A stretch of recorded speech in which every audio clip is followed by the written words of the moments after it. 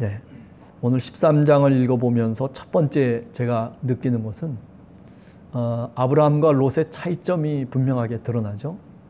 그것은 뭐냐면 제단을 쌓고 여호와의 이름을 부르고 예배자로서 살아가는 아브라함이 있는가 하면 롯은 자신의 소신대로 살아가는 그런 모습으로 비춰지고 있다라고 하는 거죠. 눈을 들어서 요단 지역을 바라보고 그리고 소돔과 고모라를 바라보면서 여호와의 동산과 같고 그리고 애굽 땅과 같다. 하나님의 이름을 부르며 제단을 쌓아야 되는 것이 마땅함에도 불구하고 그런데 아브라함은 제단을 쌓는 신앙의 행동을 하고 있지만은 그러나 롯은 그렇지 못하다라고 하는 거죠. 그래서 나중에 14장으로 넘어가 보면 결국 마치 에덴 동산 같은 그렇게 풍요의 땅을 택했음에도 불구하고 그 롯이 차지했던 그 땅이 사실은 소돔과 고모라가 돼버리고 유황불로 멸망받는 그런 장소로 변화돼 버리고 마는 거죠. 그러니까 롯은 눈에 보이는 것, 그럴싸한 것, 마치 에덴 동산에서 아담과 하와가 그죠? 그 지혜를 알게 하는 나무의 열매를 보면서 보암직도 하고 먹음직도 하고 탐스럽기도 한지라. 눈에 보이는 것을 따라서 사실은 선택을 했단 말이죠. 그래서 아담과 하와가 결국 뱀의 유혹에 넘어가고 그리고 그 에덴 동산에서 쫓겨나서 그래서 방황하는 그런 사람으로 살아갈 수밖에 없었던, 그러니까 성경이 반복되고 있는 것들을 우리가 한번 가만히 보면 우리가 신앙생활을 하면서도 하나님을 믿는다 하면서도 우리가 어쩌면 이렇게 살아갈 때가 많다라고 하는 거죠.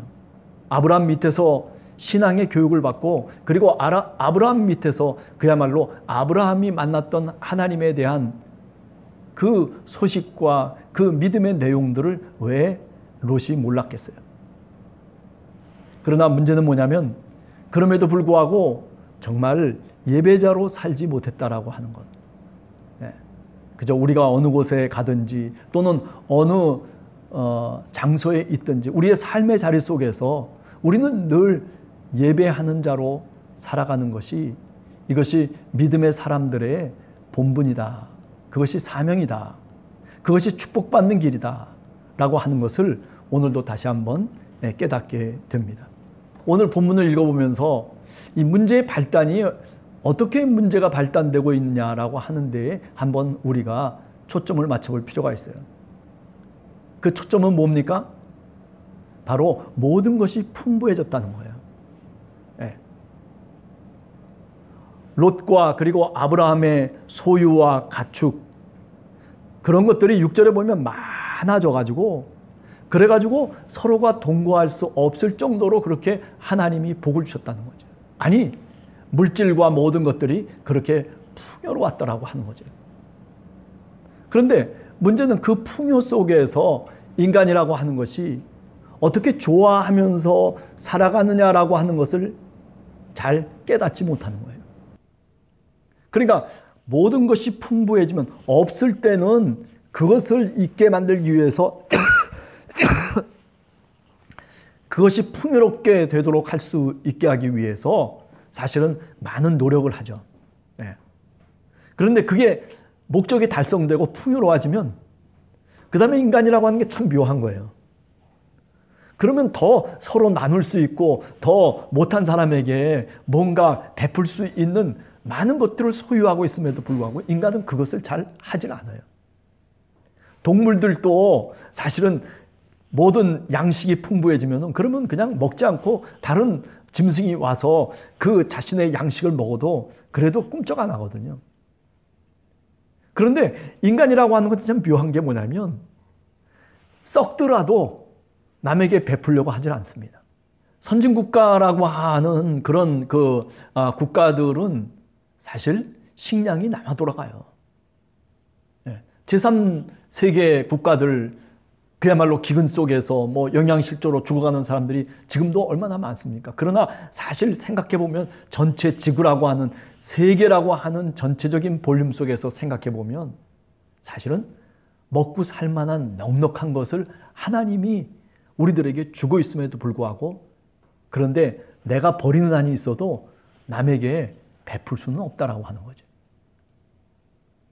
그게 인간의 어떤 죄성이기도 해요. 그런데 오늘 성경 말씀을 보면 6절의 말씀이 그 말씀 아닙니까? 소유가 많아서 동거할 수가 없을 정도로 많아졌으면, 그러면 지혜를 짜내서 서로가 동거하면서 하나님의 약속의 땅에서 살 수 있는 복받은 존재로서 살아가야 되는데, 그런데 그게 아니에요. 서로 이제 다투기 시작하는 거예요. 네 거다 내 거다, 왜 네가 이걸 갖고 갔냐, 이건 우리 거 아니냐, 뭐 이러면서 사실은 다투기 시작하는 거죠.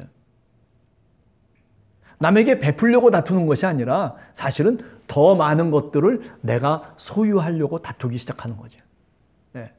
모든 것이 풍족해지고 모든 것이 만족해지기 시작할 때, 그때가 사실은 위기라는 거예요. 네. 가만히 생각해 보면 신앙에 있어서도 아마 맞는 원리가 아닌가 생각이 돼요. 80년대 이후에 편하게 살다 보니까 어떻게 됩니까? 교회도 편한 모습으로 바꿔줘야 돼요. 이 교회나 저 교회나 모두가 다 교인들을 편하게 만들어줄 수 있는 방법을 생각하고, 그리고 교회를 짓기 시작합니다. 그래서 교회를 부수고 다시 새롭게 교회를 지으면서 문화적인 교회로 만들어가기 시작하는 거죠. 제가 그게 잘못됐다는 얘기가 아니에요. 제가 하고 싶은 얘기는 뭐냐면 신앙의 본질에 관련된 문제예요. 네. 그죠? 그렇게 하고서도 얼마든지 신앙의 본질을 지키면서 정말 하나님을 깊이 붙잡으면서 살아갈 수 있다면 그렇게 돼도 상관없어요. 그런데 인간이라고 하는 게 그렇지가 않아요. 네. 여기 오늘 이야기처럼 소유가 많아지고 그리고 모든 것들이 편안해지기 시작하면요, 그때부터는 신앙의 본질이 왜곡되기 시작하는 거예요. 예수 그리스도를 믿으면 주님이 가셨던 그 길을 우리가 어렵더라도 기도하며 믿음으로 우리가 가야 됩니다라고, 그렇게 구원의 길은 바로 이런 길입니다라고 그렇게 외치는 설교자들이 얼마나 됩니까? 한번 여러분들 방송을 돌려보시고 그리고 한번 채널을 켜보세요. 그래요. 하나님이 축복해 주시죠. 하나님이 은혜를 주시고 우리들에게 하나님이 용기와 위로를 주시죠. 그러나 신앙이라고 하는 것의 본질적인 출발점은 그렇게 복받기 위한 것이 아니죠. 물론 하나님이 복을 주세요. 복의 근원이 될 수 있도록 아브라함에게도 하나님이 복을 주셨어요. 그죠? 오늘 이렇게 아브라함의 목자들과 그리고 롯의 목자가 소유가 많아지고 모든 것들이 풍족해짐으로 인해서 서로 다투기 시작했다라고 하는 거예요. 여러분, 형제들 간에도 마찬가지예요. 소유가 없으면 다툴 게 없어요. 아버지 어머니가 유산을 남겨두지 않으면 다툴 게 없어요. 그런데 남겨두면요, 그게 몇 푼이라도 서로 인상 쓰고 그리고 다투기 시작하는 거예요. 자, 그러므로 오늘 우리가 뭐 소유가 있느냐 없느냐, 뭐 편하냐 편치 않느냐라고 하는 것은요, 다 부차적인 얘기들이에요. 중요한 것은 뭐예요? 이 아브라함이, 그죠? 하나님의 이름을 부르고 그리고 하나님의 제단을 쌓았다는 거예요. 이게 중요한 거예요. 그죠? 헤브론으로 옮겨가지고 마므레 상술의 수풀에 이르러서 거주하면서 거기서 여호와를 위하여 제단을 쌓았다. 4절에도 보면 베델과 그리고 아이 사이고 장막을 쳤던 곳에 이르러서 그가 처음으로 제단을 쌓은 곳이다. 거기서 여호와의 이름을 불렀더라. 이렇게 얘기하고 있어요. 뭡니까? 아브라함은 이렇게 예배의 사람이었어요. 우리 한 사람 한 사람이 여호와 하나님을, 우리 주님을 바라보면서 예배하는 예배자로 주님의 이름을 부르며 살아가는 것, 그런 신앙의 뿌리를, 흔들리지 않는 뿌리를 우리가 갖고 믿음으로 사는 것이 정말 중요하다는 것을 우리가 다시금 깨닫게 되는 것이죠. 자, 그 다음에 두 번째는 이겁니다. 두 번째는 뭐냐면 10절에 보면 이렇게 얘기하고 있어요. 롯이 눈을 들어 요단 지역을 본즉 소알까지 온 땅이 물이 넉넉하니 여호와께서 소돔과 고모라를 멸하시기 전이었으므로 여호와의 동산 같고 애굽 땅과 같았더라. 여러분 잘 아시잖아요. 소돔과 고모라는요, 유황불에 멸망한 바로 그 장소예요. 그런데 그 멸망하기 전에 어땠었냐면 어땠다는 거예요? 지금 여호와의 동산 같고 에덴 동산 같고 그리고 애굽 땅처럼 그렇게 모든 것들이 풍족했다는 거예요. 어디가? 소돔과 고모라가 그랬다는 거예요. 네. 그러나 그것이 결국 그렇게 눈에 보이는 것, 그렇게 정말 풍요로운 것, 그것을 손에 덥석 잡았을 때 그때 문제가 발생하기 시작했다는 것입니다.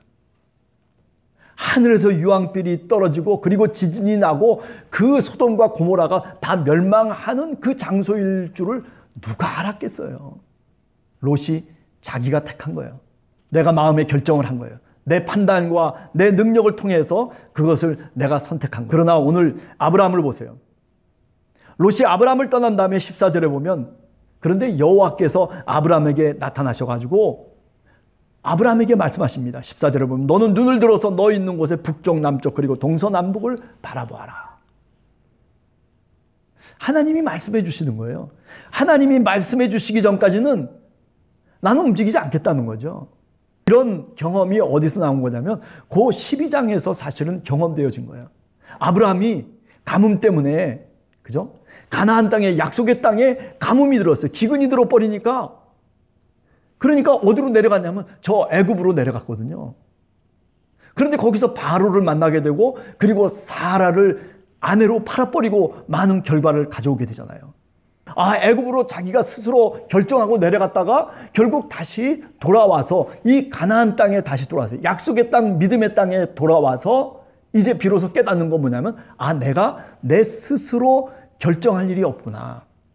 하나님이 내게 감동을 주시고 하나님의 음성을 들으면서 나는 하나님이 원하는 대로 살아가야 되겠다라고 하는 그런 믿음의 경험을 아브라함이 갖게 된 거예요. 그래서 오늘 여기서 보면 오늘 23장에서 그 경험에 대한 결과물들이 보여지고 있죠. 그죠? 롯은 떠나버렸어요. 그런데 하나님이 아브라함에게 말씀하십니다. 너 눈을 들어서 동서남북을 다 바라보아라. 보이는 땅을 내가 너와 네 자손에게 줄 것이다. 하나님이 다시 약속을 주시고 계세요. 예? 지금 이 롯이 바라다본 그 요단 지역이 사실은 얼마나 에덴 동산 같은 지역입니까? 살기 좋고 그리고 모든 것들이 풍요한 그런 지역이에요. 애국과 같은 지역이라고까지 지금 얘기하고 있거든요. 롯이 그것을 보면서 사실은 선택하고 판단한 거 아니겠어요? 그런데 오늘 아브라함에게 얘기하는 거야. 너 동서남북을 한번 봐봐. 동서남북에 뭐가 있어요? 가나안 땅 그 위에서 동서남북을 바라봐야 사실은요 메마른 광야밖에는 없어요. 그런데도 아브라함은요 동서남북을 바라보라고 할 때 동서남북을 바라보는 거예요. 지금 내가 보기에는요 메마른 곳이에요. 내가 보기에는요 아주 거칠은 곳이에요. 그러나 하나님의 약속만 있으면은요 그것이 하나님의 능력으로 다시 그 메마른 땅이 에덴 동산과 같이 바뀌어질 것을 믿는 거예요. 하나님의 약속이 이 내 삶의 자리에 주어지면요 그러면 그 삶의 자리가 에덴 동산이 될 수 있다니까요. 내가 살아가는 직장의 모습이 그렇고 내가 살아가는 삶의 어떤 사람들이 그런 모습으로 나에게 비춰질 수도 있어요. 그러나 그런 중에도 내가 정말 하나님의 사람으로 약속받은 하나님의 백성으로 내가 이 자리에 있다면요. 그렇다면 염려할 거 없어요. 하나님의 약속을 받은 하나님의 백성이라면요. 내가 있는 그 자리 속에서 하나님의 약속을 통해서 그 메마른 곳이 다시 화초가 피어나는 그런 에덴의 동산, 여호와의 동산으로 하나님이 만드실 것을 믿고 그리고 우리가 기도하고 그리고 하나님이 그런 약속을 우리들에게 해주시는 거 아니겠어요? 예, 이제 우리가 한 주간을 살아갑니다. 추석 명절도 이제 다 지나가고 저도 왠지 막 축 처져 있었어요. 좀 왠지 이렇게 지쳐 있는 것 같은 그런 기분이었는데 그런데 오늘 또 이 13장을 이렇게 보면서 아, 그것이 아니구나. 예. 그렇죠? 다시 아브라함처럼 하나님의 약속을 붙잡고 동서남북을 한번 다시 바라보면서 내 마음속에 희망을 다시 노래하고 내 마음속에 다시 하나님의 약속을 붙잡고 살아가야 되겠다라고 하는 그런 간절한 믿음을 하나님께 오늘 또 간구하게 됩니다. 한 주간도 여러분 우리 삶의 자리가 좀 메말라도 상관없어요. 여러분 한 사람 한 사람이 정말 믿음의 사람이라면, 아니 예배자로서 아브라함처럼 내가 닿는 그곳에 내가 제단을 쌓고 여호와의 이름을 부르는 그런 주님의 백성이라면, 그래요, 눈으로 보기에 에덴 동산 같은 곳을 고르지 마세요. 메말라도 하나님의 음성을 들으면서 동서남북을 바라보세요. 그러면 하나님께서 여러분들에게 축복해 주시고 하나님께서 은혜를 주실 줄로 굳게 믿습니다. 같이 기도하겠습니다.